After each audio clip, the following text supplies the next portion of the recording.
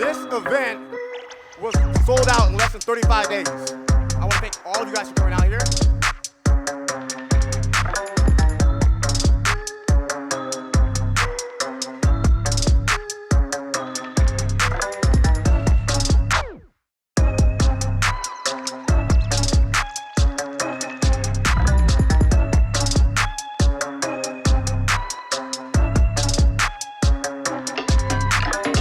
Give it up. Nice round of applause for the legend in the game, Dan Fleyshman.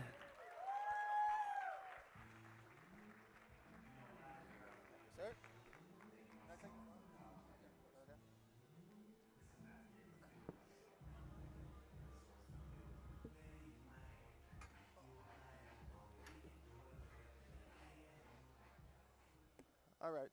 Can you guys hear me? So today we're still going to run Q&A style, but I want to go deeper on some of the questions. So again, we can go through social media, we can go through e-commerce, we can go through angel investing, we can also go through general life questions about how to keep your business or home life going. So there's a couple core things, and we'll do the same thing. If you can line up over here for questions, we'll just do in the same row over here. So I want to go through each social media platform first, just to kind of give you an idea of what matters on each platform. So Instagram is the one that everybody talks about because Instagram is the most emotional. It's the one we check right when we wake up. It's the one we look at while we're at a restaurant with our friends. It's the last thing we see before we go to sleep. Instagram is the most emotional of all the platforms, so it matters to think about that as your content first platform, meaning most of the content you're going to create is for Instagram. Facebook is the one that's never going to go away. Mark Zuckerberg is too young, he's too rich, he has too many ambitions, and nobody can acquire them. So Facebook is going to be around forever and ever and ever, long after us. And because of that, you have to think about the platform, and most people think of it on the side, and it's not a platform that should be on the side. Facebook is the most magical platform in the history of the world for sales and for branding. What I mean by that is, Facebook is the place that even if you only have 611 fans, or you only have a small budget to spend, you can test with such a small amount of money if people care about your products. Let's say you're starting up a new clothing line, and you think all your friends are going to buy it, but then you go to the strangers. You can't get the proper answer from your friends and your mom and your uncle if your clothing line looks great. You can get the proper answer from strangers. So if you want to see if strangers care, you run Facebook ads. The beautiful part about it is you don't need to spend $5,000 or $10,000 to figure it out. You can spend $5, $10, $20 a day and target people that you think would like your clothing and see if people are reacting, buying, clicking on the site. If they're not, you can now go back to the drawing board. By the time you've done that for 5 or 6 days and you've spent a whopping $64, you've been able to find out if people care. A lot of times people dive in, they put all their life savings in to start up this clothing line or this new widget or this new electronic device or something that they think people care about, only to find out that nobody reacts and nobody buys. The number one way that people vote is with their wallet. It's really easy to just say, I love that, or I'm going to do that, or that's so cool. But when it comes down to actually spending the money on it, that's a huge difference. A lot of people talk like they want to do something, or they would buy this, or they would do this, or they would do that, but until they actually vote with their wallet, they haven't made a clear decision. So you can find out if people are willing to vote with their wallet, spending $5, $10, $20 a day on Facebook ads. The next platform is Twitter. Twitter gets overlooked as well because it's like a news feed. Twitter is not something like it used to be. Twitter is straight up a news feed, or where we go to see highlight videos, basketball stats, the weather, Trump yelling about something. It's just a place where people are shouting out down a tunnel and hoping that people respond. It's a very strange platform because you talk one way out loud and you don't ever really know if people are going to respond. You know if you post something on Instagram, Facebook, etc., you're going to get views and engagement. On Twitter, you don't. But it doesn't matter. It's a platform where you can just shout out what you need to shout out, and if people respond and react, great. If they don't, it just took you 11 seconds to copy and paste the same caption, use that same photo or video, and push upload. That's it. You just push the tweet button and you're done. If you don't tweet, you miss out on such a simple opportunity because even if you only have 600 followers on Twitter, imagine if one of those 600 retweets and that one person has 7,000 followers. And then 4 of those people, of their 7,000 followers, they retweet. I'll give you an example. 3 of my most viral things I've ever posted in my life actually happened on Twitter, not on Instagram, Facebook, LinkedIn, or anywhere else. When things are situational, timing-wise, you can have huge reactions. A few months ago, there was a famous Banksy painting that he had it up on the wall. He wasn't in the room, supposedly. And somebody bought it for millions of dollars. And then right when they bought it, you heard, doo, and all of a sudden, the painting started getting shredded live. After somebody just spent millions of dollars on this painting, all of a sudden, imagine this, you just see essentially it gets shredded halfway down and ruins this painting. When in actuality, it became worth 10 times more because it became a viral sensation. Strangely enough, my Twitter, which is not a large following account, made it a viral sensation. I posted the video with a caption about this in real time. It happened. 7 minutes later, I posted the video, and I had 28 million impressions on my tweet. I only have 23,000 followers on Twitter. So why does that matter, and how does it happen? You can't force something to go viral, but you can put yourself in the game to get lucky. So to get lucky, my timing was, I found the content, I created the caption that was very shareable and retweetable, and I posted it before everybody else did, and then some of my core followers retweeted it. One of them was a really big account with over 1 million followers. All of a sudden, the news started retweeting it, and then CNN reposted it, and then Forbes reposted it, and then all these other people reposted it, and all of a sudden, this little account with 23,000 followers had over 20 million impressions. But it wasn't a one-time fluke. This happened again.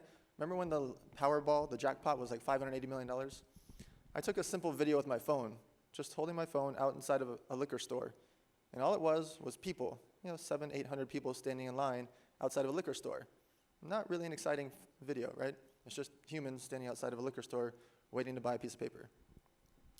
But the timing of it is, the whole world is focused on this $580 million jackpot. It's so big, it's so crazy. Is it gonna break 600 million? Oh my God. So I post this video, and I write a very simple caption. Tag your friends that you would want to win $580 million with. Who would you stand in this line with? It's a very simple caption. It's just asking them to take an action and asking them to think about who would they willingly stand in a line of 700 people. Well, within 2 hours, it was on the news. This doesn't happen all the time. I'm just using examples of how you guys can do this. Within 2 hours, it was on the news, and then some big accounts started reposting it, and this one got over 45 million views. My Facebook has like 5,000 followers. So how does this happen? Your content has to matter to the people following you, not to you. Your content has to be timed during the time that people care. If I started talking about the Oscars or the Grammys today and I tweeted about it, I would have 0 likes. Why? Because they happened a few weeks ago. Nobody cares. If I posted it the night of, or I posted it the hour of, or the 10 minutes of, even better, that same tweet or Facebook or Instagram could have a zillion views because everybody's thinking about it at that time. If I started posting about the Mayweather-McGregor match today, I would literally get no engagement. None. Because nobody cares. It happened last year. But the night I posted about it, I was getting hundreds of thousands of views. I woke up the next day to 4 million views. Again, on a Twitter that's only 23,000 followers. So don't sleep on Twitter. It's an important platform. It doesn't take you any extra time. You just want to use it as a relevant source. And it's really great for contacting people. What I mean by that is almost everybody in the marketing space, the e-commerce space, retail store owners, brands, anybody you want to get to, they have a Twitter account or a LinkedIn. If you know they have either or a Twitter or a LinkedIn, you can use that as a way to tweet at them, and surprisingly, everybody sees it. If you look at Gary Vee responding to so many tweets, it's because it's really easy to see, because you don't get hundreds of thousands of people adding you on Twitter. You're only getting 1 person, 5 people, 500 people, 28 people. You're not getting a ton of people adding you on Twitter. So if you go see somebody and say, I want to go into this clothing space, and I want to go get into Costco or Walmart or Target or Macy's, Nordstrom's, JCPenney, Sears, Kmart, all these other chains, whether they're low, medium, or high, you just start searching for the chief marketing officer, the CEO, the president, the director of marketing, and most importantly, the buyer. You start looking for the buyer. I promise you the buyer at Target has less than 2,000 followers. He or she is 100% to see your tweet, actual 100%. The buyer at Macy's definitely doesn't have more than 3,110 followers. It just doesn't happen. They don't have a reason to gain a following. So their following is very small. Even if they had 100,000 followers, they would still see it. But when they have 2,000 or 3,000 followers, they're excited to get a notification from you. Now, are they going to buy your clothing? I have no idea. Your clothing has to be good. You still have to be able to follow through with your product. But at least you put yourself in the game, put yourself having a chance to get lucky. The next platform is the toughest one. That's YouTube. The reason that YouTube is so hard is because that's the only platform you need to create custom content for. It's the only one where you should be doing more than 60-second type content. You can do 11-second, 25-second type things. It's not really meant for YouTube. That's really meant for Instagram and other platforms. YouTube is where you want to do your 2-minute, 3-minute, 4-minute, 5-minute type content. And those are what's called evergreen content. Evergreen content means it lives there forever. YouTube is never going away because they were already acquired a long time ago by this company called Google, and Google's never going to get acquired. So YouTube is going to live forever, so your content is going to live on there forever. What's good for you is if you're in a niche, and you can own that niche, by making videos with the custom keywords of what people search for your category. What do I mean by that? How to tie a tie is a video from like 15 years ago, has 25 or 30 million views, and it's basically in black and white. It's a video that it's not in HD, obviously, because they didn't have HD back then. It's not a fancy video. It's just somebody teaching you how to tie a tie. Why does that matter? That person is still making ad revenue 15 years later. That person is still getting customer inquiries 15 years later about their business. So, how do you use that for you? If you're in the food space and you make how to make a peanut butter and jelly sandwich with protein, or how to make salad using this, or how to make, thinking about what terms people would look at on the unique side, and then doing all the basic terms. Basic terms are, how to tie a tie is a basic term.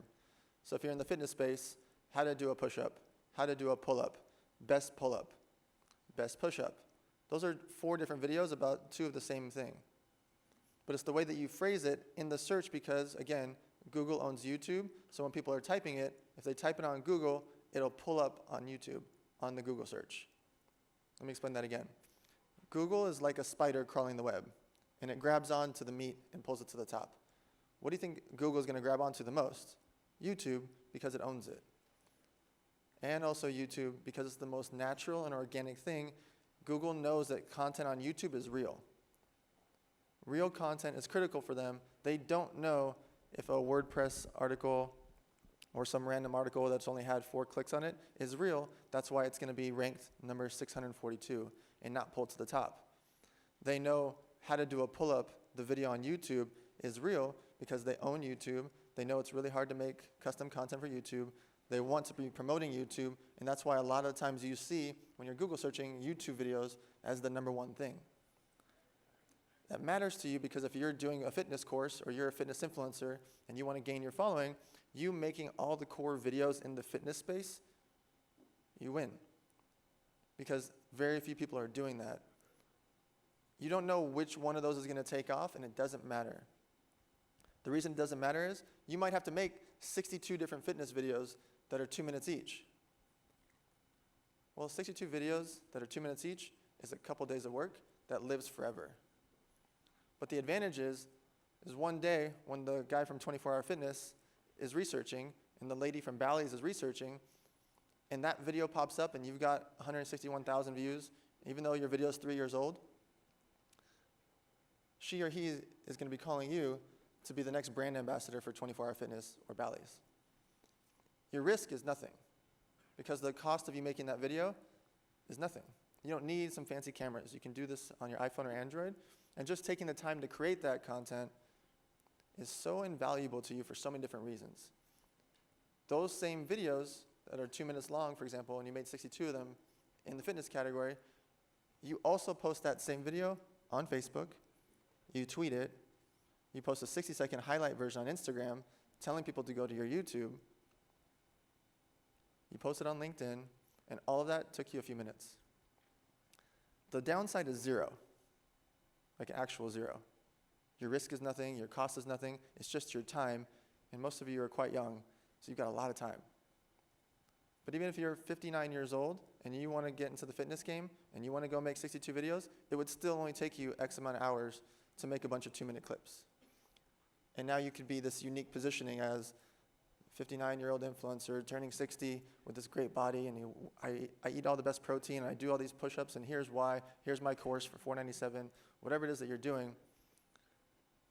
59-year-old fitness influencer can still make more money than the 18-year-old kid with the ripped body, because they're a niche category. There's not that many 59-year-old fitness influencers, and too many people in their category in that age range are too scared to make the content because they don't understand social media. They're scared of social media. Sorry, this was supposed to be a Q&A, but I'm just going. If anybody does want to do questions, let's just start up over here. Yeah, can you come over here? I'm gonna have to hand you a mic. So the last platform to talk about real quick is LinkedIn. Too many people were sleeping on LinkedIn also. LinkedIn, once it added photo and video options, now it's absolutely amazing. So 2 days ago, I had over 70,000 views on a post on LinkedIn. Again, I have a normal sized LinkedIn with 5,000 or 10,000 people on it. But I got 70,000 views because the people on there started sharing this content. Well, why does that matter? It matters because LinkedIn is the only social media platform that you don't have like Johnny444 and Rebecca592 that's just a random person that you don't know if they're in Indonesia or they actually care or whatever. On LinkedIn, everybody has a job or wants to get a job. That's it. There's no random people on there. There's no 14-year-old kids on there. There's nothing. LinkedIn has already vetted it for you. LinkedIn is such a good platform for people, and you're in this fascinating space where LinkedIn came out a long time ago and nobody's still big on it. So it's one of those key platforms that you guys can dive into, not having to spend any more extra time. Just start realizing that you should be adding people in your industry on LinkedIn. You should be commenting on the people on LinkedIn that is in your category, and you should be posting all your content on there as well. All right, so let's dive into Q&A. Okay, this is relating to angel investing. So besides a solid business plan, what would entice an angel investor? So the question was, what would entice an angel investor? So the first obvious thing is people think they want to make money. Some angel investors, that's their only thing that they're interested in. That's their only passion. Now, coming in 2019, 2020, there's a lot of angel investors that are what's called impact investors. They're looking at companies that have a charity component to it that help the world, usually in a category that they care about. A big thing I would recommend is to make people react is think about the investors that fit your style. What I mean by that is, if you know that people are angel investing in a certain category, like they only invest in the food and beverage space, that's who you should be pitching, and finding everybody in that food and beverage space that's investing in that category. A lot of times people just think just because somebody's rich, that they're going to want to invest in the food and beverage space. The speaker after this, Chase, he has no interest in investing in the food and beverage space because that's not his cup of tea. But just because he's rich doesn't mean he's going to invest in that space. And a lot of times people don't curate their business plan for the person that they're pitching. The things that make people react, the things that make angel investors react are, 1, making money. 2, making a difference. 3, it fitting into their lifestyle. There's a lot of people that invest in projects and categories and products and businesses just because they want to feel a part of it. The reason that your 68-year-old uncle invested into a restaurant is because he just wants to have something to do. He wants to be able to bring it up at the dinner table. The reason that so many what's called friends, family, and fools invest into startup products, they just want to have something fun to invest in because they've been working at the power plant for 35 years and they saved up $410,000 and they want to invest $50K into their nephew's project. They just want to feel a part of something. So when you're creating your business plan, think about people that want to be a part of the industry that you're in. Hey, Dan. This is a two-part question. The first question is, as an entrepreneur, what has been like your biggest issue that you had to come across, and how did you fix that? And the second question is, who has been a mentor to you, and how did they influence your path to its career? So the question was, as an entrepreneur, what are the biggest hurdles? Yeah. So the biggest hurdle are other people. And a lot of people just won't bluntly say it, but I like to be really blunt and honest. Other people, you have to depend on them. It's mandatory. There is no entrepreneur that can do absolutely everything. Doesn't exist. Everybody talks about somebody like, oh, I'm self-made and I did this. They still have a staff or a team or a family or friends or people that supported them. So other people is a really big rabbit hole we can go down into because there's a lot of factors to it. One, first off, you have to trust other people. Hey, Rebecca, can you make sure you book the insurance for this venue? Let's just use this event, for example. Josh at JETSET Life has to trust people. First, he has to trust his partner on the project, hardcore closer, that they're both going to promote. Then, they have to make sure they book the venue, they book the catering, they pay for the insurance, they book that penthouse, they get the right graphics, they get the lanyards right, they get the landing page right, they make sure they handle returns, sales, they make the scheduling perfect, they got the cameraman over there, they got audio visual, the lighting. There's hundreds of thousands of dollars that go into an event like this. But the details is a different trust factor, a different person that they have to trust. The person that makes the lighting go here and makes that video clip go and that timer go is a different person in the trust factor space. So JETSET or Ryan have to now trust each other that Jenny or Carol or whoever their person is going to make sure they book the right insurance. Do you know what would happen if there was no insurance today? The doors would be closed and security wouldn't let us in. Do you know how tragic that would be for the two guys that were throwing the event if the insurance didn't get paid? It's not something you can book same day. Well, what if the catering wasn't here and you guys were all hungry and left and there was a 2-hour gap where it was just empty? Well, what if the lanyards didn't exist and now the security doesn't know who's who? Each little aspect of an event or a business or your life, you have to trust people, and that's the biggest hurdle for entrepreneurs. Because you have to first give yourself the ability to trust them, and then you have to actually make sure that they do it so you're overseeing that project. So the second question was, who is my mentor? So my best friend was the founder of Marvel Studios. So he created the Avengers and Iron Man and all these projects. We've been friends for 9 years. And his brain is just fascinating to me. So there's a lot of business friends that I look up to, I work with, they're my client. There's very few humans outside of him that I'm actually asking advice from because he went through and had huge adversity and still built a $4.2 billion exit business to Disney. And how did it happen? So a quick fun story. He went from CAA, working as an agency, to going to work for Marvel. And he wanted to create the movie studio side of it, and they said no. So he spent the next year of his life going out and meeting with investment bankers and getting financing to go raise the money in advance of starting a movie studio and making it risk-free to Marvel. And Marvel had all this great IP, intellectual property. They had Iron Man and all these great things that were just in a box waiting to be done, and they didn't have a movie studio. So he spends a year, he goes out and raises all the money, risk-free to Marvel, to be able to start making these multi-$100-million films when they hadn't made a film before. And his first bet was this movie called Iron Man. And then he picked an actor that was in a really weird spot in his life. And he had to make this guy into Tony Stark and Iron Man. And he didn't have a big resume at the time, and he was going through a weird patch in his life. So it's a big gamble for him to go out and raise $1 zillion, go pick an actor that's in a weird spot in his life, and create this $100 million plus film. And he did it. And then he did it again and again and again. And what's fascinating is the reason that I ask him so many questions is he has already planned Avengers 2, 3, and 4 15 years ago. They already knew what was going to come out Q3 2019 in 2008. They knew when Incredible Hulk was coming. They knew when Thor was coming.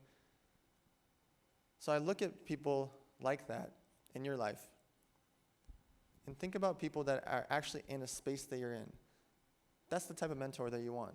Somebody that's just rich, that opened up 4 restaurants, is not necessarily going to be able to help you starting up your clothing line or your drop shipping company or your e-commerce brand? Can they help you with some of the business aspects? Of course they can.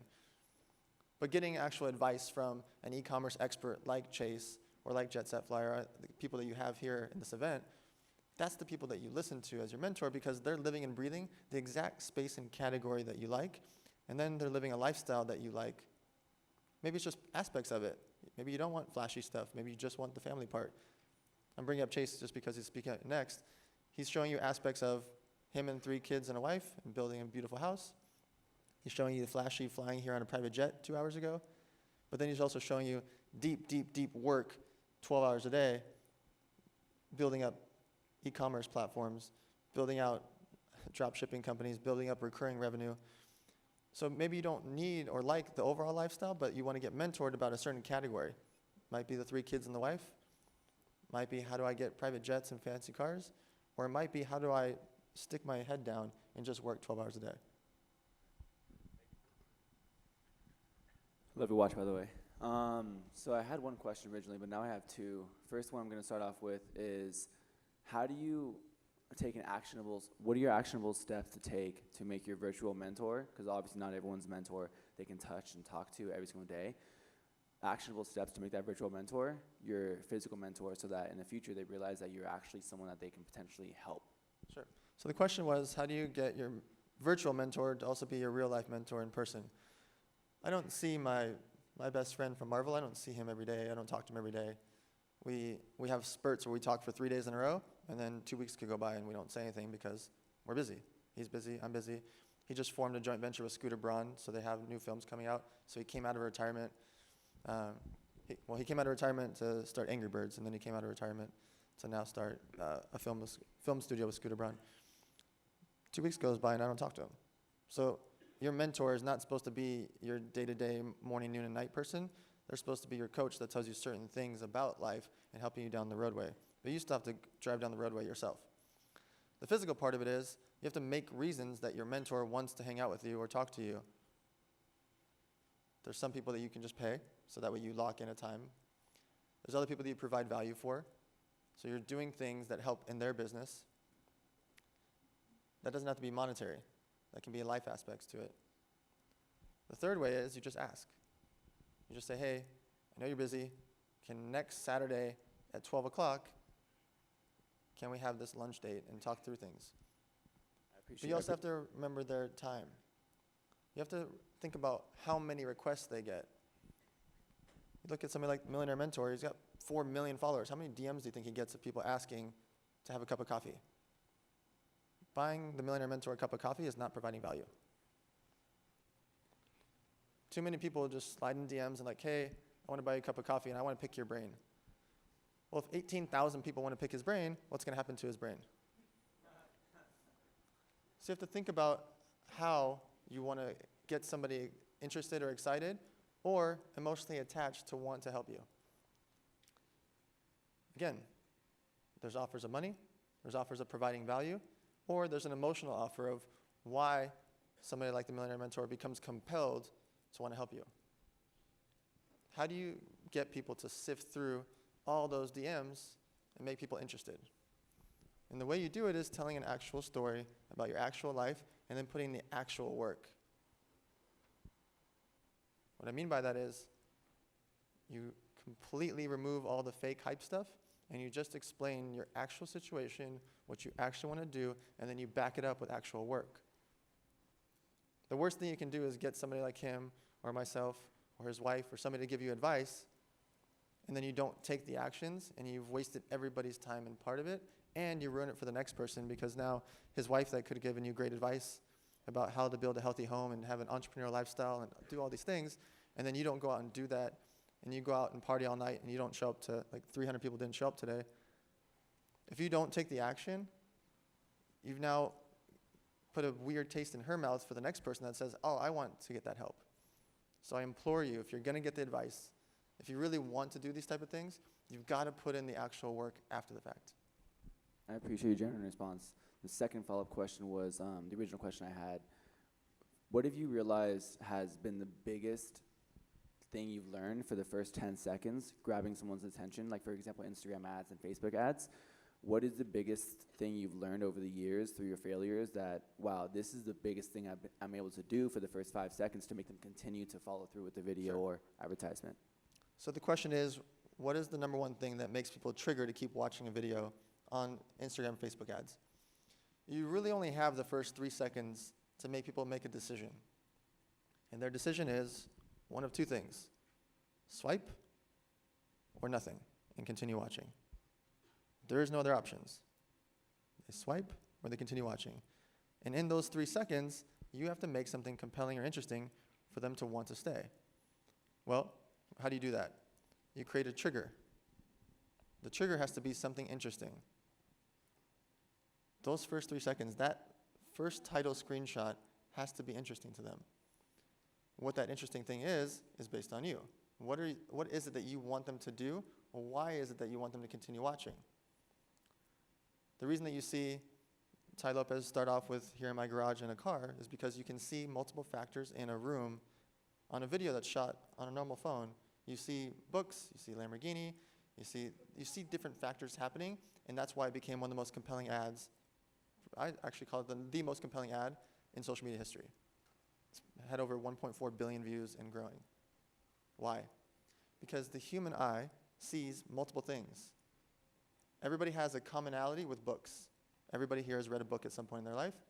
Love them or hate them, they recognize the books. There's a car, and there's a second car. Thank you. Whether you love or hate a Lamborghini, you're still compelled by it because it still looks cool, so it makes you wonder, who is this guy? Now, he starts off saying something silly, like "here in my garage." And it's such a simple title, and people wonder and ask me all the time, why did that work? I'll give you a very, very, very, very simple example. Think about the biggest pop songs and rap songs in the history of the world. They are 2 to 4 words of silliness. Like, drop down, get your eagle on. Like, what? What is that? Like, think about the Macarena. Think about the dance that people went completely ballistic over and dancing all over the world. Why? Because it's so simple. Why is Nelly singing "It's Getting Hot in Here" so simple? Because all of us had said at some point in our lives, "It's getting hot in here." It's just a simple trigger that people react to. The reason that Little John is Little John is because he uses 1 word and 2 word things. Yeah! What? Okay! And in the tonality of how I say those words, you know the personal brand of Little John. If I walked into this room and I didn't say anything and I just walked up on the stage and I came up here and said, "What?" Yeah, you guys instantly would know who I'm referring to. It'd be the fastest game of Pictionary or whatever that game is. It'd be the fastest game ever. If I just said 1 word, you would know who I'm talking about. Those songs, "Getting Hot in Here," and all the songs that Little John does, do so well. People might call it lollipop music, and it's really why it's called pop music. It's silly, corny, and simple. So when you're creating your ads, think about the human reaction to those things. Hi, Dan. Thank you for this opportunity to have an open Q&A about business. We all use software, Instagram, Shopify, and every app and website is software, and a developer coded it. What are some tips you have for hiring and working with developers and using them to build your apps and websites? Okay. So I have 7 minutes left, so I think I'll only do 3 or 4 more questions.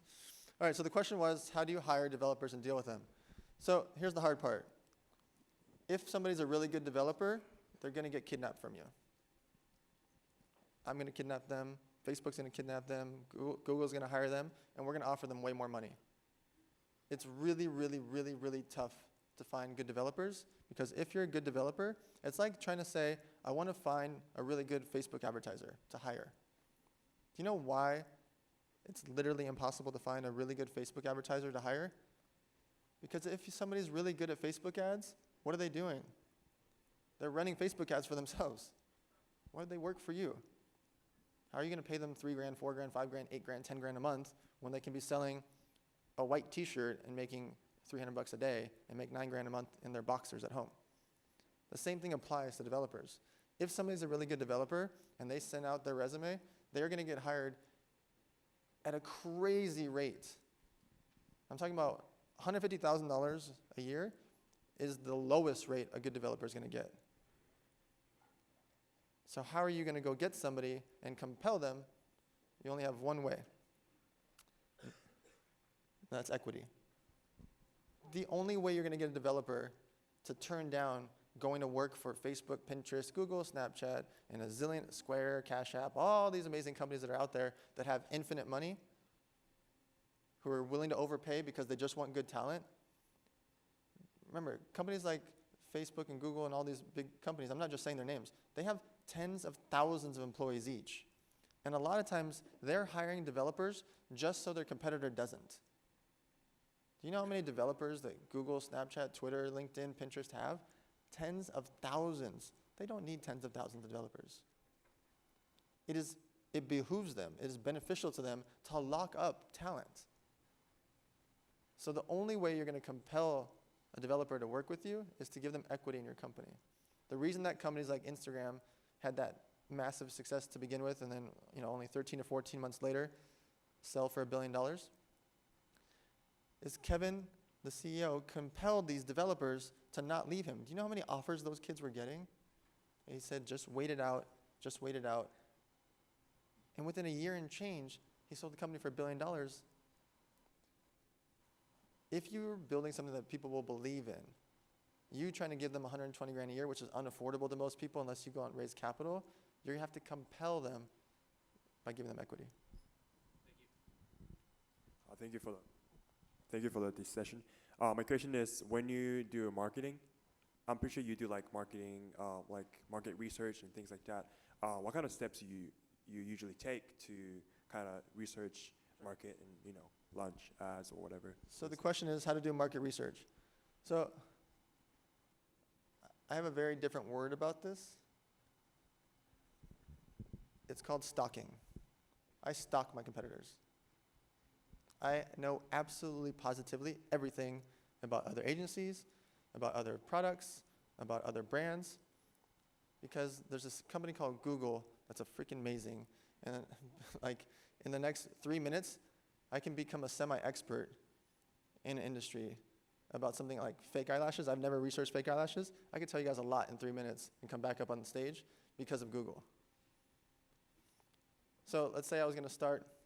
I'll give you the example. When we started our hoverboard company, there was already a couple hoverboards out there. There was one that was $1,500 and one that was $1,800. And I was like, man, that's expensive. What if you have 2 kids? You're going to spend $3,600 plus shipping? That's $4,000. You might as well buy your kids a car. So I thought, maybe if I make a hoverboard that's half the price, people would be compelled to buy it. Let me do some more research. What else are people complaining about these 2 hoverboard companies? And I looked at the comments on their social media.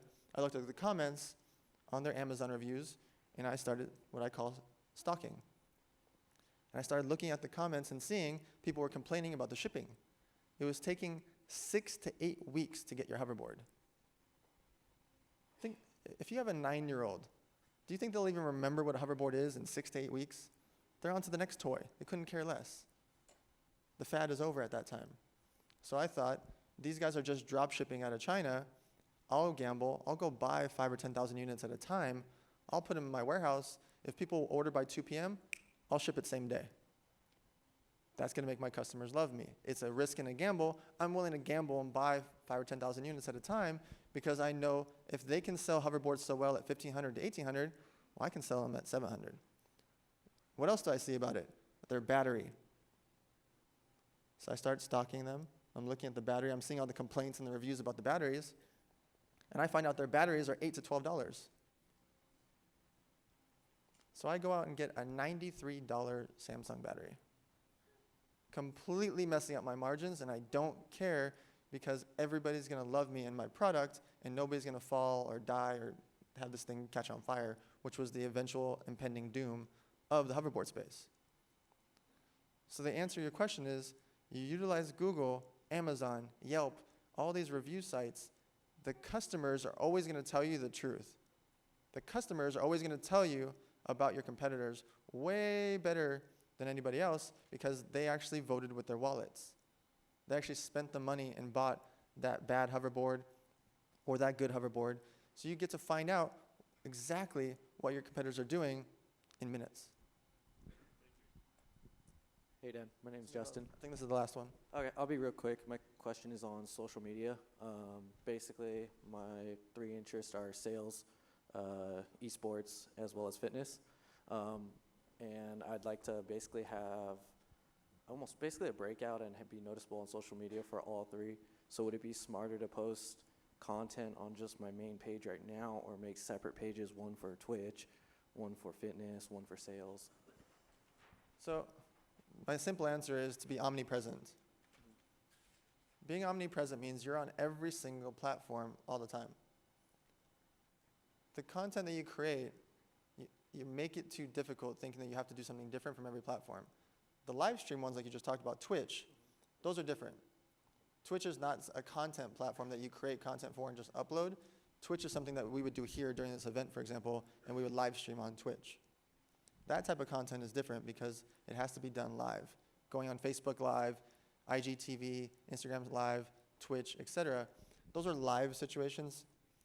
Those type of content, those type of things, you are not creating content for, you are content for. Those things are live.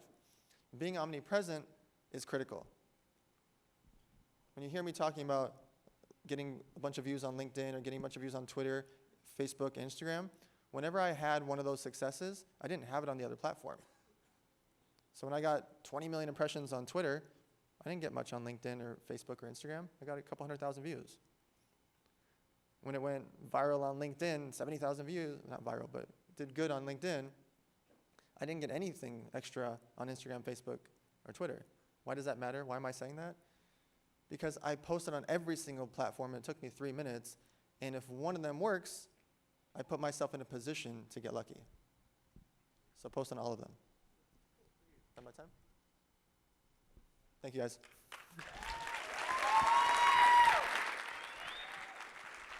Don't you just love this guy? Give it up for Dan Fleyshman, y'all.